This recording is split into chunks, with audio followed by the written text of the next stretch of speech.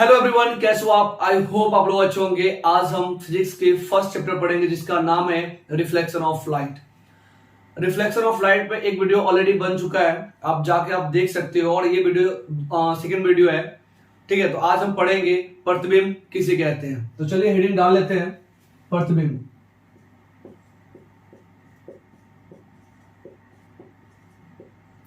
प्रतिबिंब को इंग्लिश में हम बोलते हैं इमेज।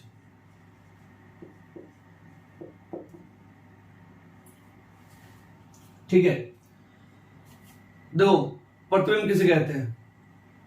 किसी बिंदु स्रोत से आती हुई प्रकाश की किरण दर्पण के परावर्तन के बाद जिस बिंदु पे मिलती है या मिलती हुई प्रतीत होती है उसे हम प्रतिबिंब कहेंगे, है ना। एक बार आप मेरे साथ रिपीट कीजिए। किसी बिंदु स्रोत से आती हुई प्रकाश की किरण दर्पण के परावर्तन के बाद जिस बिंदु पे मिलती है या मिलती हुई प्रतीत होती है उस बिंदु स्रोत को हम प्रतिबिंब कहेंगे। ठीक है ना। बेसिकली प्रतिबिंब दो प्रकार के होते हैं।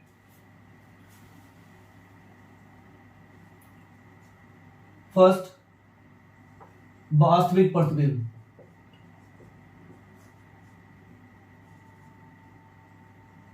वास्तविक प्रतिबिंब, इसको इंग्लिश में बोलते हैं रियल इमेज।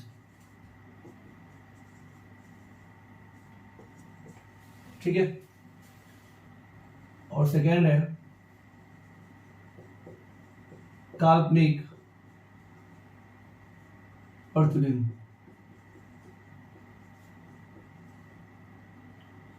काल्पनिक प्रतिबिंब को आभासी प्रतिबिंब कहते हैं और इसे इंग्लिश में बोलते हैं वर्चुअल इमेज।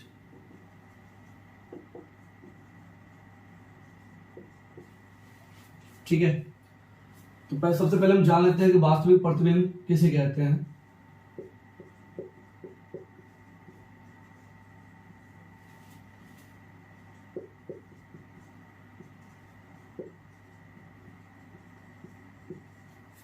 आप लिखिए, एयरलाइन दे दो।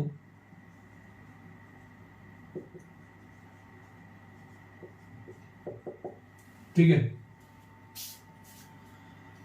मैं डेफिनेशन बोल देता हूं, आप वीडियो पॉज करके आप लिख लेना। ठीक है, देखो किसी बिंदु स्रोत से आती हुई प्रकाश की किरण दर्पण के परावर्तन के बाद जिस बिंदु पे वास्तव में मिलती है उस बिंदु स्रोत को हम वास्तविक प्रतिबिंब कहेंगे। ठीक है, क्या बोलेंगे? किसी बिंदु स्रोत से आती हुई प्रकाश की किरण दर्पण के परावर्तन के बाद जिस बिंदु पे मिलती है, वास्तव में मिलती है, सॉरी, जिस बिंदु पे वास्तव में मिलती है उसे हम वास्तविक प्रतिबिंब कहेंगे।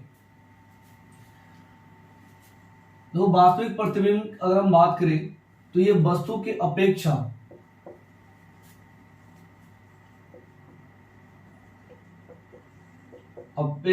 हमेशा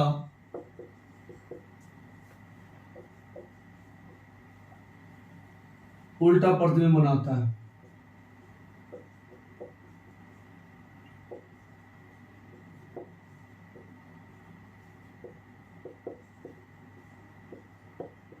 ठीक है, वास्तविक प्रतिबिंब वस्तु के अपेक्षा हमेशा उल्टा प्रतिबिंब बनाता है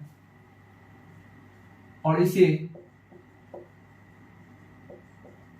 पर्दे पर प्राप्त कर सकते हैं। ठीक है, ठीक है, इसे हम क्या पर्दे पे प्राप्त कर सकते हैं। नेक्स्ट, काल्पनिक प्रतिबिंब।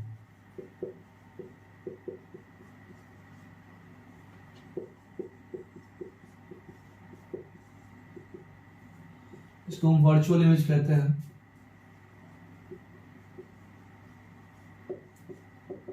ठीक है, तो इसका डेफिनेशन हम बोलेंगे, किसी बिंदु स्रोत से आती हुई प्रकाश की किरण दर्पण के परावर्तन के बाद जिस बिंदु पे मिलती हुई प्रतीत होती है उस बिंदु स्रोत को हम काल्पनिक प्रतिबिंब कहेंगे। काल्पनिक प्रतिबिंब को हम पर्दे प्राप्त नहीं कर सकते। ठीक है, इसे हम पर्दे पर प्राप्त नहीं कर सकते,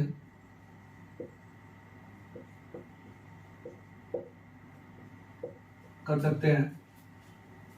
ठीक है, नेक्स्ट अगर हम पॉइंट बताएं तो काल्पनिक प्रतिबिंब वस्तु की अपेक्षा हमेशा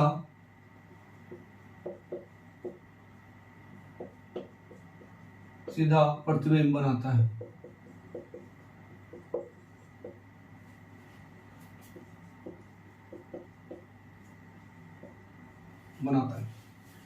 ठीक है, तो प्रतिबिंब कितने प्रकार के होते हैं? दो प्रकार के, वास्तविक प्रतिबिंब और क्या होगा? काल्पनिक प्रतिबिंब। वास्तविक प्रतिबिंब के डेफिनेशन मैंने आपको ऑलरेडी बोल दिया है, वीडियो पॉज करके आप लिख लेना। और इसका एक पॉइंट बताया कि वास्तविक प्रतिबिंब वस्तु की अपेक्षा हमेशा उल्टा प्रतिबिंब बनाता है और वास्तविक प्रतिबिंब को हम पर्दे पे प्राप्त कर सकते हैं। काल्पनिक प्रतिबिंब को हम पर्दे पे प्राप्त नहीं कर सकते हैं और ये वस्तु की अपेक्षा हमेशा सीधा प्रतिबिंब बनाता है। और एग्जाम के टाइम के अंदर जो है ना, वास्तविक प्रतिबिंब और काल्पनिक प्रतिबिंब में क्या अंतर है, तो आप ये सभी डेफिनेशन के साथ साथ ये पॉइंट अगर आप लिख दोगे तो आपका जो है ना नंबर मिल जाएगा। ठीक है, चलिए अब हम पढ़ते हैं समतल दर्पण द्वारा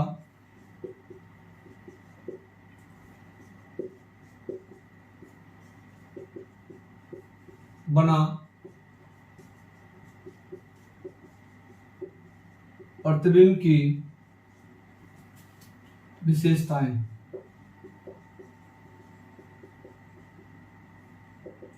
ठीक है, समतल दर्पण द्वारा बना प्रतिबिंब की क्या होगा? विशेषताएं। तो सबसे पहले मैं एक फिगर ड्रॉ कर लेता हूं। ठीक है, ये नॉर्मल है और ये आपतित किरण है। ठीक है, इस पॉइंट पे टकराने के बाद देखो, आपतित किरण जिस बिंदु पर टकराता है उसे हम आपतन बिंदु कहते हैं। तो ये नॉर्मल को हम डॉटेड लाइन में आपको दिखा देते हैं, इसे हम नॉर्मल कहते हैं और हिंदी में इसको अभिलंब कहते हैं। तो आपतित किरण और अभिलंब के बीच बना कोण क्या होगा? आपका इंसिडेंट एंगल होगा, मतलब आपतन कोण कहेंगे। और इस बिंदु पर टकराने के बाद उतना ही एंगल में क्या होगा? ये परिवर्तित हो जाएगा। तो ये यहाँ पे जो एंगल बनेगा, एंगल क्या होगा? यहाँ पे आर होगा। ठीक है, तो ये आपका ये हो गया। देखो, प्रकाश हमेशा सीधी रेखा में क्या होता है? गमन करता है। तो इसको जो है थोड़ा सा क्या करेंगे? आगे बढ़ाएंगे। ठीक है, और इसको क्या करेंगे? हम मिला देंगे। देखो, अगर ये एंगल आई है तो ये भी एंगल जो होगा वो क्या होगा? आई होगा। और ये एंगल अगर आर है तो ये भी एंगल अगर हम बात करें तो ये क्या होगा? आर होगा। ठीक है, तो इसका जो पहला विशेषता अगर हम बात करें तो पहला हम क्या कहेंगे? वस्तु का दूरी और प्रतिबिंब का दूरी दोनों क्या होता है? बराबर होता है। वस्तु की दूरी और प्रतिबिंब की दूरी क्या होगा? बराबर होगा।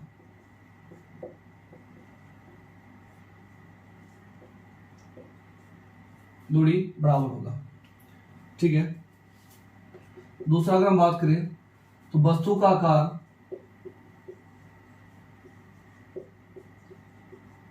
आकार प्रतिबिंब के आकार से बराबर होगा, या फिर बोल सकते हो प्रतिबिंब का आकार वस्तु के आकार के बराबर होगा।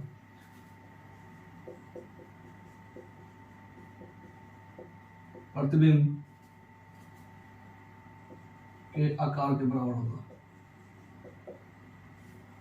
ठीक है, नेक्स्ट पॉइंट अगर हम बात करें, समतल दर्पण द्वारा बना प्रतिबिंब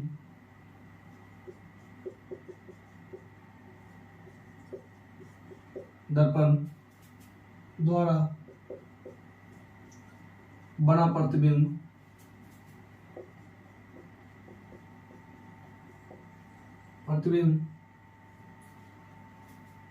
सीधा होता है,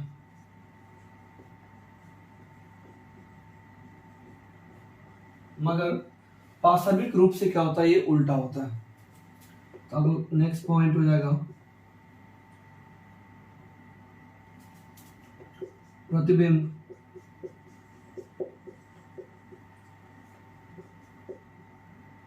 वास्तविक रूप से उल्टा होता है। ठीक है, वास्तविक रूप से क्या होता है, उल्टा होता है। नेक्स्ट पॉइंट अगर हम बात करें फिफ्थ,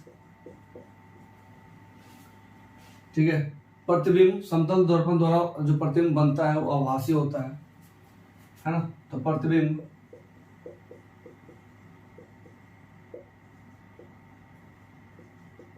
आभासी होता है।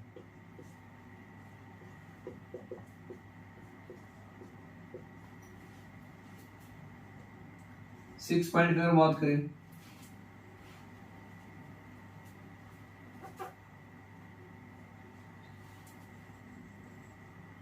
वस्तु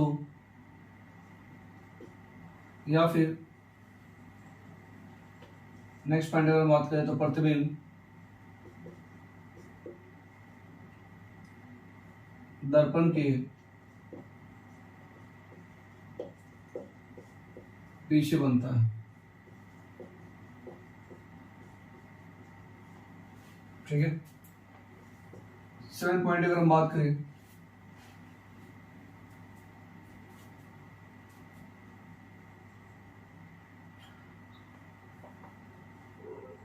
प्रतिबिंब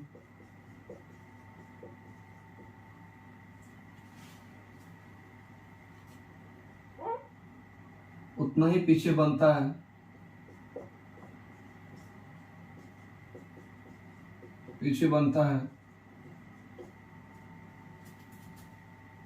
बनता है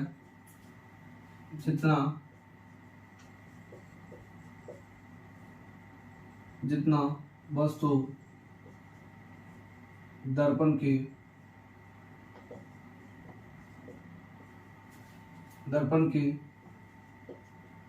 आगे होगा।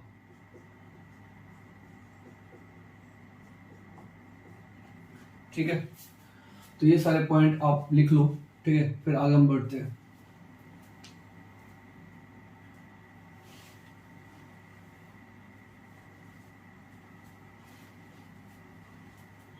चलिए यहाँ पे भी कुछ बातें जान लेते हैं। तो हमारा जो नेक्स्ट जो पॉइंट है, गोलीय दर्पण किसे कहते हैं? गोलीय दर्पण को हम स्फेरिकल मिरर कहेंगे।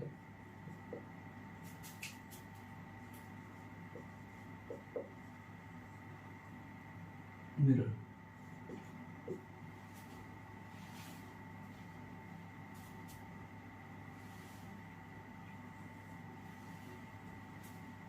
ठीक है, गोलीय दर्पण को हम क्या बोलेंगे? Spherical mirror. देखो, गोलीय दर्पण उस दर्पण को कहते हैं जिसका परावर्तक सतह एक खोखले गोले का भाग होता है ना। तो हम लिखेंगे जिसका परावर्तक सतह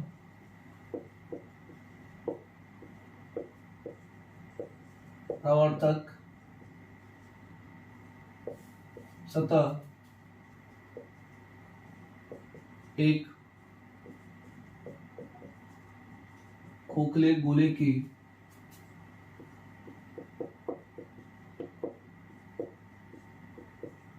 भाग होता है। ठीक है, आप डेफिनेशन लिख सकते हो कि गोलीय दर्पण उस दर्पण को कहते हैं जिसका परावर्तक सतह एक खोखले गोले का भाग होता है। गोलीय दर्पण दो प्रकार के होते हैं। पहला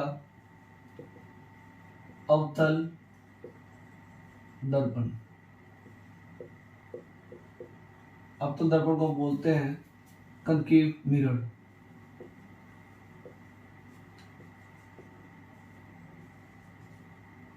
ठीक है, दूसरा अगर हम बात करें उत्तल दर्पण, इसको बोलते हैं कन्वेक्स मिरर।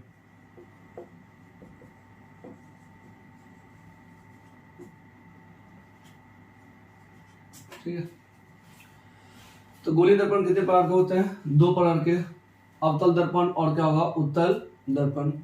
ठीक है, लिखिए फिर आगे हम बढ़ते हैं।